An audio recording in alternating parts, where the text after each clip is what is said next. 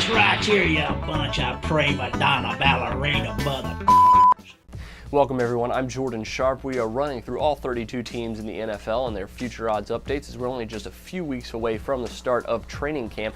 And we're here to look at one of the favorites in the AFC. Right behind the Broncos and the Patriots are the Indianapolis Colts here, who are currently third in the AFC, the favorites and their Super Bowl odds behind the Broncos and the Patriots. And their Super Bowl price sitting at plus 1,600 right now, which is not a terrible price considering that the Colts seem to be one of the only teams, if not the only team, that has a chance to really knock off the Broncos or the Patriots in a potential playoff scenario. As we saw, they had some pretty good stretch runs last season, and obviously the couple of things have to fall in place for this Indianapolis Colts team. But right now, 16-1 may be slightly overvalued, but it's not much here. Bovada's normally pretty spot on with their lines, which is where these odds coming from, and 16-1 to win the Super Bowl. It may be just a tad high, but it's not that bad either. And if you really feel like the Colts have a chance of besting the Broncos or the Patriots in the AFC title game, if indeed it gets that far, and winning the Super Bowl against an NFC powerhouse, then go ahead. 16-1 is your play.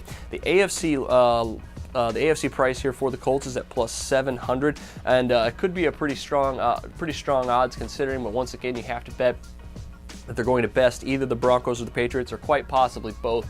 And they still have several question marks, whereas the Broncos and the Patriots really don't have many question marks. The two biggest ones that stand out for me right now is the running game for the Colts and their defense. The running game for Trent Richardson and those guys, I think, will continue. I think it will be pretty good this season. They're not going to try to pound the rock as much, I think, with Pep Hamilton. I think he's going to try to pass the ball a lot more with Andrew Luck. Of course, they added Hakeem Nicks.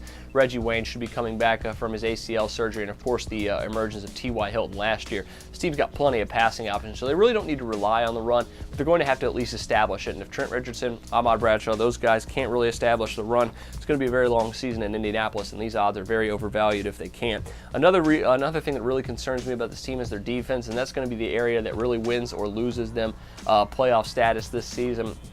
If indeed they can play well on defense throughout the entire season, stop the run, which is a problem for them last year, they actually should have a pretty good chance of besting the Broncos or the Patriots. But if they're like they were last year on defense and in the run game, they're going to have absolutely no chance of besting either Denver or New England. Now, their AFC South price is the one that intrigues me a little bit. At Bovada, it's sitting at minus 160. Could be a little undervalued here. It might be worth a shot despite having a little bit of chalk here. I think it should be well above minus 200, as the Texans are the next closest team at 3-1 to win the AFC South. And the Colts right now are head and shoulders above all the other teams in that division. I think they are a lock to win this division.